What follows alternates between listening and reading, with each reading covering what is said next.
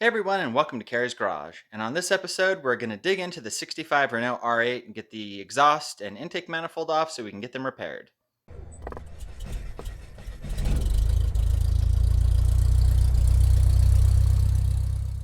And before we dig into the car, if I could just ask if you haven't already, hit that subscribe button down below, hit the bell so you can get notified of the new videos, and help me grow the channel. We're here with the Renault. Got it just parked right here. I haven't driven it in a while because the exhaust manifold blowout problem, but I've got a box right there so we can put all the parts in it. So what we're gonna have to do is take off the throttle body fuel injection. We'll kind of take a look at it and talk about it. And then we'll get the exhaust and intake manifold off, look at the damage, and then I'm gonna have to get a hold of a good welder to be able to fix them.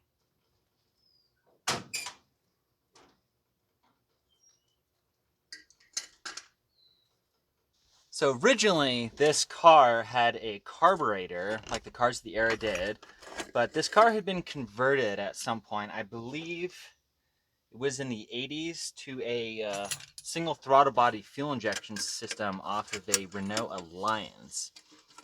It was the closest thing. I believe those were 1.4 liters. This one's a 1.1 liter. So it was the closest thing that they could do for the displacement.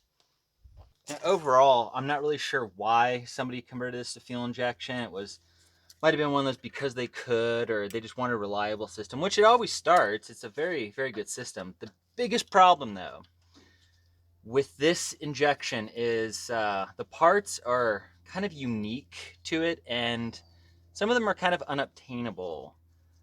The map sensor right there, thankfully, is General Motors, so it's pretty easy to come across. But a few of the other sensors, like there's an intake air temperature sensor that is unique to the Alliance, and it has a kind of a really obscure, unique range of values for the temperature sensing. And they don't make those anymore. They haven't made them in a long time. So thankfully, we were able to cross-reference it to something that was fairly close, and it was off of a 2001 Dodge truck with a 318 or whatever V8 they used, and we were able to get a new sensor for that. Go ahead and get this off. But we had to get an adapter and a plug to be able to convert it to make it work. So overall, it works fairly well, but the biggest problem I've been having is it has a really bad leak on the intake side. So it revs way too high because it's got a massive air leak. And then recently the O2 sensor blew out of the exhaust manifold. So when we get it off, we'll go ahead and take a look at it. So right here, we've got our single throttle body injection system. So got the plug right there for the injector. So it's kind of like an electronic carburetor, basically. It's got this injector that sits up top of the throttle plate, and it sprays fuel into it. So let's go ahead and figure out how to get that guy off, and then we'll be able to get the manifolds off. Another problem I had was this vacuum line, the valve cover was completely destroyed, and I was unable to find anything that was even remotely close to it. So I just got this rubber hose, and it is kinked a little bit, so we're gonna have to figure out what we're gonna do about that. Let's go ahead and get the fuel lines off. They should not be under pressure because I haven't run this car in a long time.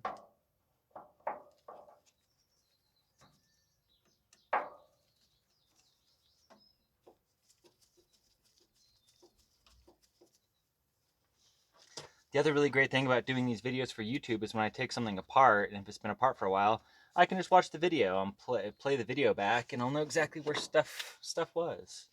So it's a really good reference point. What I'll probably end up doing when I get it all back together is I'll replace all of the fuel injector hoses and whatnot, make it safe so I don't have any issues.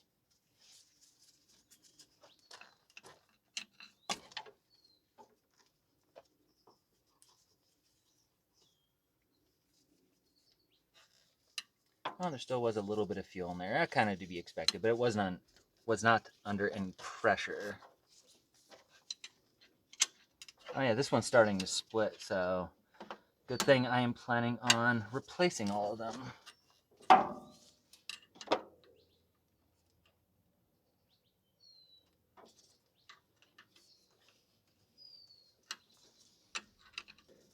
Go ahead and get these vacuum hoses off.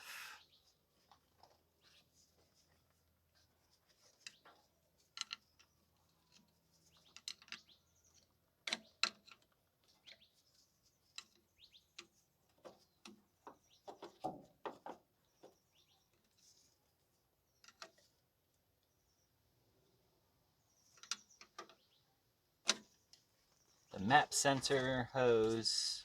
This guy right here is actually the idle air controller. And all it does is a little motor, so when you turn it on, it actually regulates the idle. You can see if I were to energize it, it actually moves back and forth. And all it does is just pushes on the throttle plate. Pretty simple system. So go ahead and get that unplugged. Actually, this wire was for the full throttle switch. This one right here is for the idle control motor. Okay, the wire for the injector. Won't mess with that at the moment. This guy's for the temperature sensor. It's the adapter I had to solder on. All right, let's see if we can get this throttle body off. Of course, I need to get a different tool. Slightly bigger socket than I thought. We'll make it a little bit easier for ourselves, and I got this magnetic tray. Put the tools in. Any fastener so nothing gets lost. It's an 11, which it is.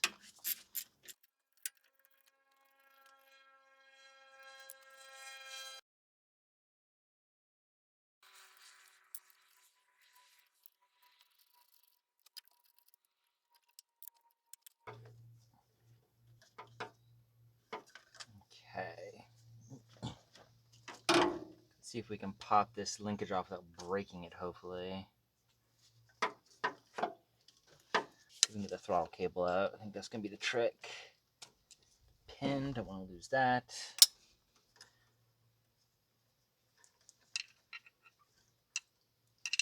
Okay, there's the throttle cable. There's a little pin, so it should come up now. Okay. And then last but least, it looks like the wire for the actual injector. We need to find a way to get that out. I'll probably end up having to make some new gaskets.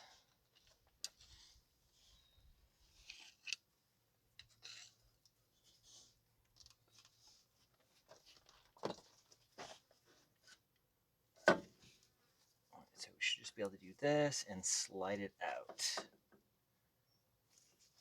And of course, it's been glued on. Okay, there we go. Yep, it's been glued in. Cool. So there's that wiring. Now I should be able to just take the entire assembly out. Cool. So it looks like we've got gasket there, a modified gasket there, a base plate with the bracket, and there's the entire throttle body assembly right there. I'll go ahead and put that aside. And here's our original intake manifold, where you can see it's been modified to accept the throttle body, so they drilled and tapped the holes. There's our temperature sensor.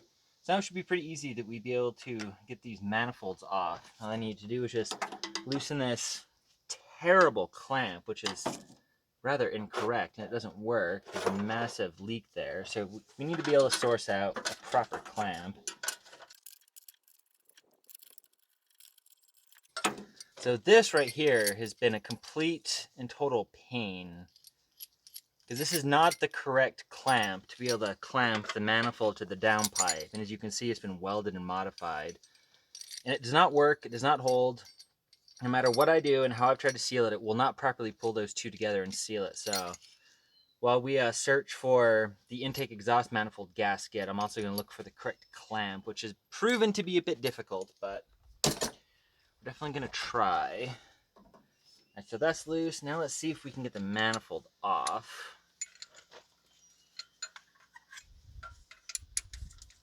And for some reason, there's multiple different size fasteners on this, which is awesome.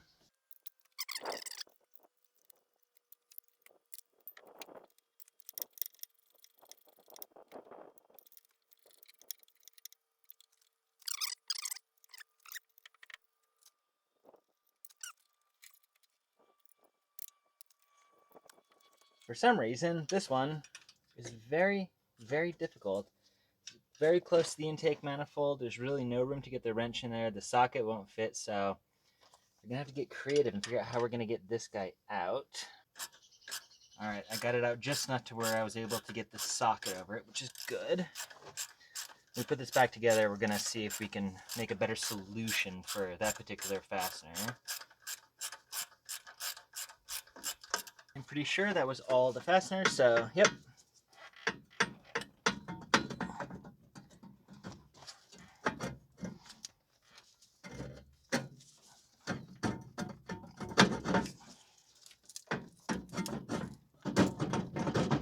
Down pipe is interfering a bit. There we go.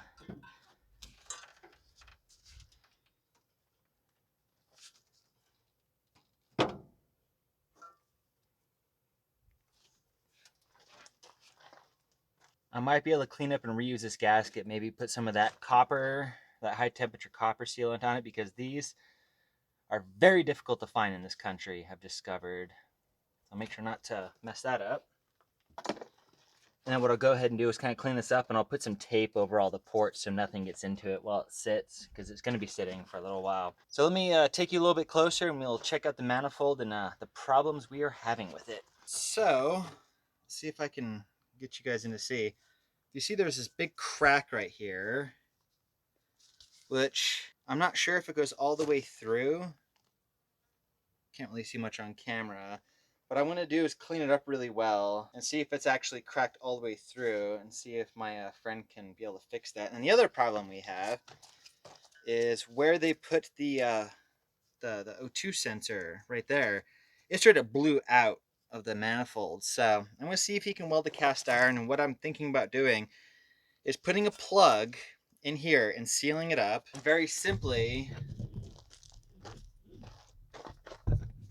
just welding an O2 bung right in that downpipe. That would be a lot more logical.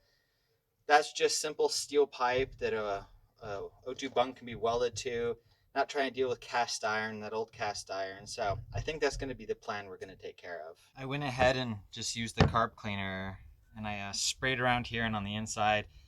And it does look like it goes all the way through, so that's definitely one of our sources of a big vacuum leak. So hopefully a good metal fabricator with a TIG welder and some good experience will be able to weld that all closed, grind it, and make sure that it is airtight, because I have been unable to find another one of these manifolds. It's been dang near impossible.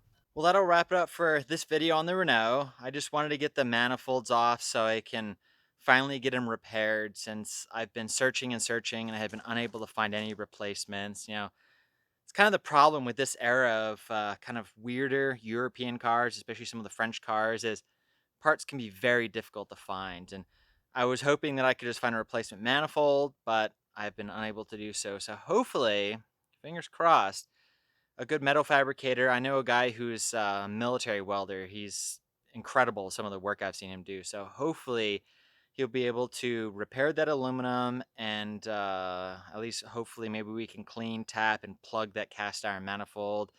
I'm not sure if he's going to be able to weld it. He said he might be able to, but it's a really big hole. So maybe we'll just be able to plug it and then put an O2 bung in that downpipe. So at least it's out now. I'm going to give him a call and see if I can meet up with him sometime this week or over next weekend, have him take a look at it and give me his professional opinion, and seeing if it's something that he can do. If not, I'm not really sure what the plan will be. Maybe I'll see if I can get a hold of some people in Europe, but at least it's out and we can start making some progress on getting it fixed, because I really, really miss driving this car. The R8 is so much fun, and this is really the big holdup right now is these manifolds, because you just can't drive it that way. So anyways, thanks so much for watching. I really appreciate it. Stay tuned for the next video. I think we're going to do another memory lane this week. But and again, if you haven't subscribed, don't forget to hit that button. I'd really appreciate it. And see you guys next time.